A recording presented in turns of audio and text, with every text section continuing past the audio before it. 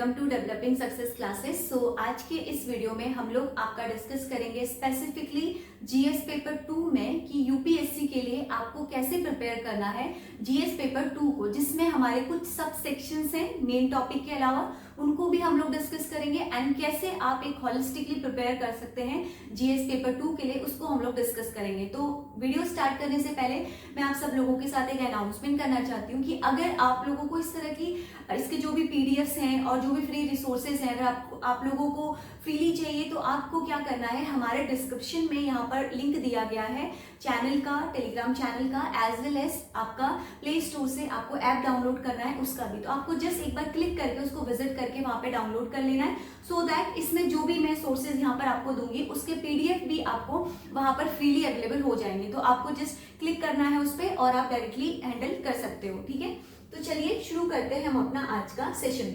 तो अगर मैं यहाँ पर स्पेसिफिकली बात करूँ जीएस पेपर 2 की, तो जीएस पेपर 2 जो है हमारा, ये हमारा प्रीलिम्स प्लस मेंस दोनों के साथ इसकी एक कंपैरिजन, एक होलिस्टिक प्रिपरेशन होती है। प्रीलिम्स के लिए अलग से नहीं पढ़ना है, मेंस के लिए अलग से नहीं पढ़ना है। इसमें कुछ टॉपिक्स ऐसे हैं जो कि मेंस ओरिएंटेड हैं, उनको मैं आपको अलग से बताऊंगी कि उनके लिए आपको कैसे करना है। लेकिन जो यहाँ पर आपका पॉलिटी हो गया, कुछ क्वेश्चंस गवर्नेंस के हो गए एंड आईआर हो गया, ये आपका इंपॉर्टेंट है प्रीलिम्स के लिए भी और मेंस के लिए भी। तो देखिए, जब भी प्रिपरेशन करते हैं ना, तो सेपरेट प्रिपरेशन नहीं करनी है, एक होलिस्टिक प्रिपरेशन करनी है जिसमें दोनों ही टॉपिक्स को हम लोग यहाँ पे आपका कवर करेंगे।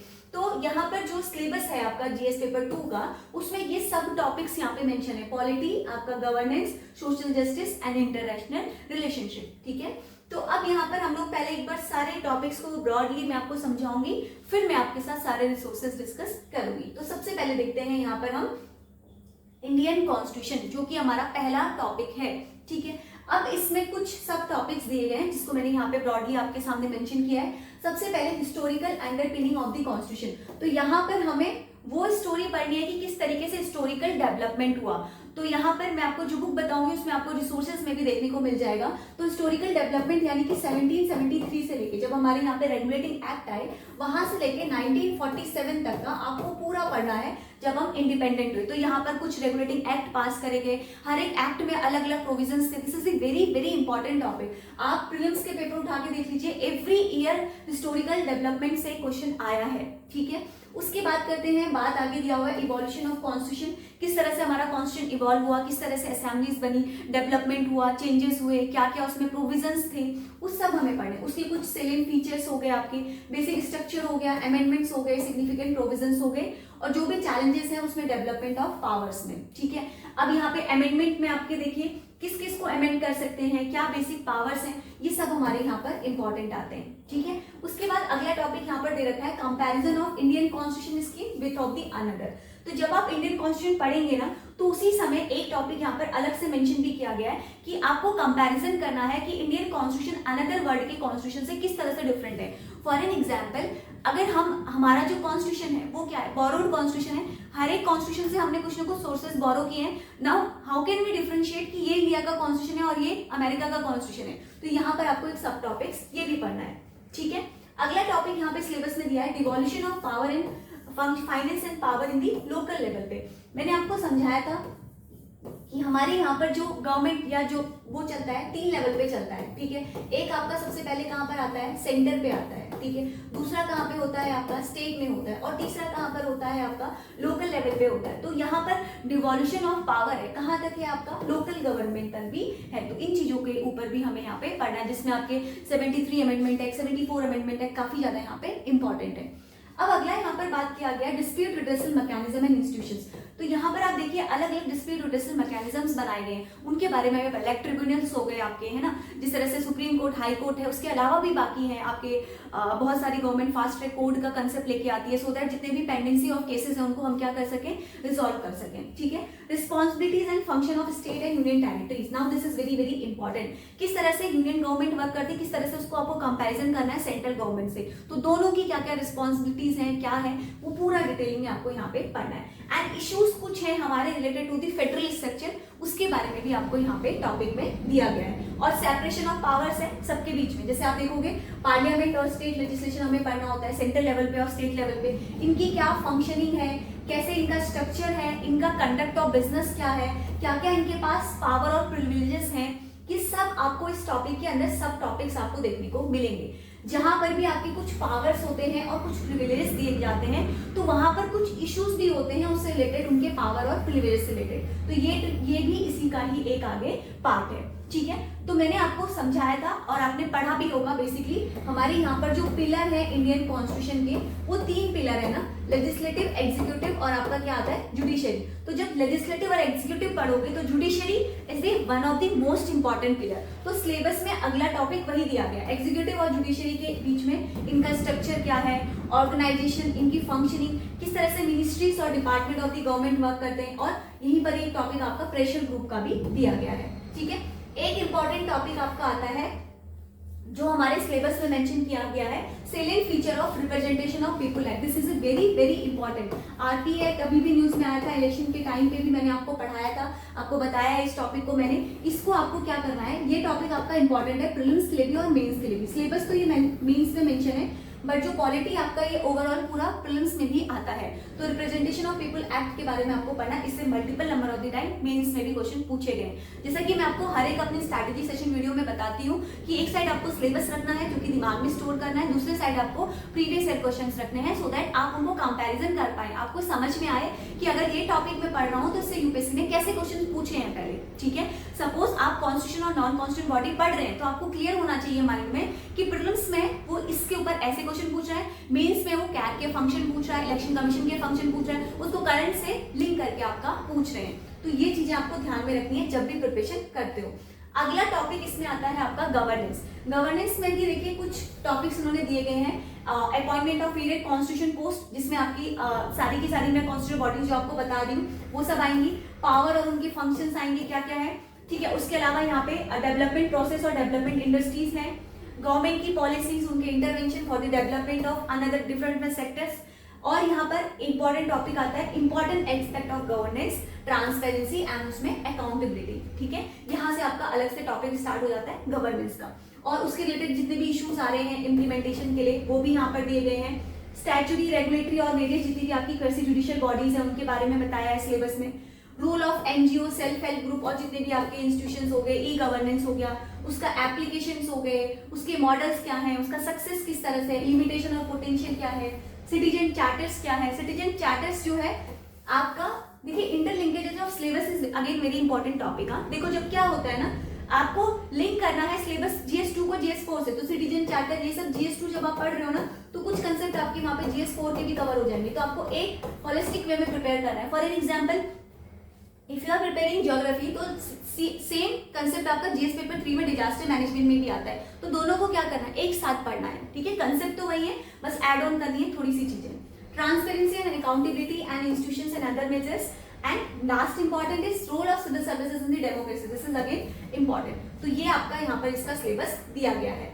अब यहाँ पर हमारा एक अनदर टॉपिक आता है सोशल जस्टिस। तो सोशल जस्टिस एक्चुअली में क्या होता है, देखिए सोसाइटी के ऊपर जो जो चीजें हो रही हैं, जो जो चीजें उसमें रिक्वायर्ड हैं, उनके लिए क्या क्या चीजें हमें करने की जरूरत है, वही सब टॉपिक्स यहाँ पर दिए गए हैं। सबसे पहले इसमें टॉपिक है आपका issue related to the poverty and hunger. क्या क्या इश्यूज हैं पॉवर्टी और हंगर को लेके। आज भी आप देखोगे बहुत हम इवन इंडिया हंगर कंट्री में आपकी आती है, यहाँ पर आज भी बहुत सारे लोग माल न्यूट्रिशन का क्या है शिकार है। और issues related to the development and management of जितने भी आपकी सोशल सेक्टर्स हो गए, हेल्थ हो गया, एजुकेशन, ह्यूमन रिसोर्सेज, ठीक है।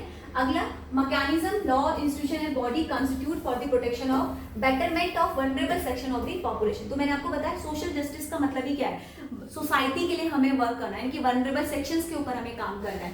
Performance of the welfare scheme, ठीक है। उसके बाद welfare scheme for the vulnerable section of the population by the centre and state. तो कैसे हमें वेलफेयर स्कीम्स लानी चाहिए, जो भी गवर्नमेंट बीच बीच में लेके आती रहती है। तो जब भी आप करंट अफेयर्स पढ़ते हो ना, तो उसको सिलेबस में लिख लीजिए, वहीं पे क्या क्या अपडेट्स हैं, एक नोटबुक बनाइए, उसमें मेंशन करिए कि हाँ ये टॉपिक्स इसमें आया है, तो वल्नरेबल सेक्शंस के लिए क्या क्या स्कीम्स हैं जो आप प्रोवाइड कर सकते हो, ठीक है। अब बात करते हैं इंटरनेशनल रिलेशनशिप की, जो यहाँ पर हमारा अनदर टॉपिक है। तो इसमें आपको क्या करना है, देखो सिंपल है, इंटरनेशनल रिलेशन इट मीन्स की कैसे इंडिया के रिलेशनशिप है अनदर कंट्रीज के साथ। इसमें सबसे पहले हम क्या देखेंगे, हमारी नेबरिंग कंट्रीज को देखेंगे, ये देखेंगे ना। तो पहला टॉपिक वही है कि इंडिया और उसकी नेबरिंग कंट्रीज, ठीक है। अब दूसरा क्या आएगा कि हमारे रिलेशनशिप कैसे हैं हमारी नेबरिंग कंट्री के साथ। तो सेकंड टॉपिक क्या है, relationship between India and the neighbouring country, ठीक है। अब यहाँ पर देखो, जब हम किसी नेबरिंग कंट्री के साथ रिलेशनशिप बनाते हैं तो हमारे यहाँ पे कुछ एग्रीमेंट्स होते हैं, बायलैटरल हो गए, आपके रीजनल हो गए, ग्लोबल ग्रुपिंग हो गई। तो किस तरह से है ये और किस तरह से ये इंडिया की इकोनॉमी पे, इंडिया के रिलेशन पे इफेक्ट करते हैं। अगला टॉपिक है effect of policies and politics in the development of developing country and India's interest. Next उसके बाद अगला टॉपिक है आपका important international institutions and agencies. तो कुछ आपकी जो यहाँ पर क्या है इंटरनेशनल एजेंसीज बनाई गई हैं, यूएन हो गया, बहुत सारे कंसेप्ट यहाँ पे हैं, तो वो भी हम देखेंगे कि कौन कौन सी इंपॉर्टेंट इंटरनेशनल एजेंसीज हैं। लास्ट है आपका Indian diaspora structure and mandate, this is again last important topic. तो ये हो गए आपके इंटरनेशनल रिलेशन के सारे टॉपिक। नाउ अब चलते हैं हम सोर्सेज की तरफ। तो जैसा मैंने आपको लास्ट सेशन में भी बताया था, सबसे पहले हमें अपने बेसिक सोर्स को कंप्लीट करना है, जिसके लिए हमें एनसीईआरटी। तो सबसे पहले आप जब भी पॉलिटी की प्रिपरेशन करेंगे, आपको सबसे पहले ये बुक पढ़नी है, that is Indian constitution and work. इसमें आपको basic what is executive, legislative, judiciary, कैसे डिफरेंशिएशन है, व्हाट इज डेमोक्रेसी, सब आपको इस बेसिक बुक में क्लियर हो जाएगा। इसके अलावा अगर आप पहली बार पढ़ रहे हैं एंड आपके बेसिक बिल्कुल भी क्लियर नहीं है, तो you can follow these book also, ठीक है। तो यहाँ पर आपको सारी की सारी मिल जाएगा कि कैसे पॉलिटिकल थ्योरीज थी, किस तरह से डेवलपमेंट हुआ। तो एक बार आप इन एनसीईआरटीज को भी पढ़ सकते हैं अगर आपके बेसिक्स क्लियर नहीं है तो, ठीक है। अब बात करते हैं इसके अलावा हम सेकेंड पार्ट, उसके लिए पहले हम आते हैं इंडियन पॉलिटी के लिए। इंडियन पॉलिटी की यू कैन सी ये आपकी एक क्या है, बाइबल है, जिसमें आपके एवरी टॉपिक जितने भी मैंने अभी आपकी स्टार्टिंग में डिस्कस करे, सब इस बुक में आपके कवर है। Constitution bodies, non constitution bodies, historical development, सब इस बुक में दिया हुआ है। तो इस बुक को आपको कंप्लीट पढ़ना है। ये बुक आपकी हेल्प करेगी प्रीलिम्स में भी एज वेल एज किसमें, मेंस में भी। तो ये हो गया आपका वैल्यू एडिशन स्टैंडर्ड बुक। जब आपने बेसिक पढ़ लिया तो स्टैंडर्ड बुक के लिए आपको इंडियन पॉलिटी की लक्ष्मीकांत को फॉलो करना है। अगर यहाँ पर आप देखोगे ना, तो इसी में ही एक ये भी बुक है आपकी डीडी वासु। तो बहुत सारे लोग ये भी पढ़ते हैं, कोई एक बुक पढ़ना है। अगर आपको ये बुक अच्छी लगेगी तो आप इसको फॉलो करेंगे, अगर आपको ये बुक अच्छी लगेगी तो आप इसी को फॉलो करेंगे। ये आपके ऊपर है कि आपको कौन सी बुक से समझ में आ रहा है, ठीक है। तो ये हो गई आपकी पॉलिटी के लिए। अब बात करते हैं गवर्नेंस के लिए। तो गवर्नेंस के लिए भी एम लक्ष्मीकांत की एक बुक आती है। इसमें आपके जितने भी टॉपिक्स दिए गए हैं ना, GS1 और एज वेल एज GS2 के, आपके राइट इश्यूज क्या हैं, public policies, administrative system, social justice और कंपेयर करना कॉन्स्टिट्यूशन को, वो सब टॉपिक्स इसमें मिल जाएंगे। तो देखो आपका मेन पर्पस है कि टॉपिक वाइज आपको सारे टॉपिक्स को कवर करने हैं जो यूपीएससी ने अपने सिलेबस में दिया हुआ है। तो उसके लिए आपको इस बुक से आप सारे टॉपिक्स के शॉर्ट नोट्स क्रिएट कर सकते हैं, ठीक है। अब बाकी जो है GS2 में काफी ज्यादा करंट का ओरिएंटेशन रहता है, तो आपको IR को करंट से कंपैरिजन करके लिखते रहना है। अब बात करते हैं एक बुक की, ये है आपका constitution of India Baire act. ये भी आपको पढ़ना है, इसमें काफी ज्यादा शॉर्ट नोट्स के फॉर्म में दिया है। तो जब भी आप लक्ष्मीकांत पढ़ रहे होंगे तो साइड में आपको इस बुक को भी रखना है, सो दैट आपको एक्टिव रिकॉल करना है, सारा आपको इसमें देखने को मिलेगा, ठीक है। जितने भी लेटेस्ट अमेंडमेंट हुए हैं सब कुछ आपको इसमें देखने को मिलेगा। तो एक बुक आपके लिए ये इंपॉर्टेंट है। अब बात करते हैं अनदर वैल्यू एडिशन में आपको कौन सी बुक पढ़नी है। तो बहुत सारी ऐसी रिपोर्ट्स हैं जहां आपको बहुत ज्यादा हेल्प मिलता है अपने आंसर्स को एनरिच करने में। उसके लिए आपको एक वैल्यू एडिशन में पढ़नी है सेकेंड ARC की रिपोर्ट। तो इसको आप अगर बुक को नहीं कवर बाय कवर पढ़ सकते हैं तो इसके मार्केट में बहुत सारे इसके समरी नोट्स मिलते हैं, तो आपको वहां से कुछ समराइज करके अपने पॉइंट्स जनरेट करना है ताकि आप उनको आंसर्स में एड ऑन कर सकें, ठीक है।